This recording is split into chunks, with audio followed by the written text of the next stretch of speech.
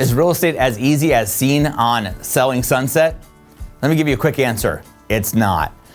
Real estate is all about prospecting and getting out there and cold calling and building relationships. Now, granted, if you have a parent in the business that's been doing it forever and they hand you over a database, yeah, you might get some deals here and there. But at the end of the day, every real estate broker I know, whether they're doing 5 million, 10 million, 100 million, everyone's actively reaching out to people. Now, they may be reaching out to cold calls, or they may be reaching out to people registered on the website. And when you get to a really high level, you might be talking to other brokers, other broker owners, and other vendors, and building your brand more nationally.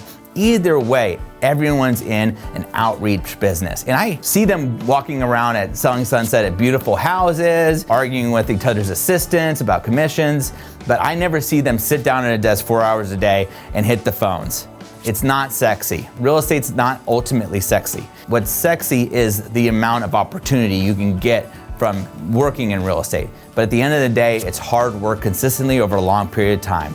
And that's how, my team and the people I've seen be successful in the industry, I've really raised the bar and allowed them to have the lives that they want to live.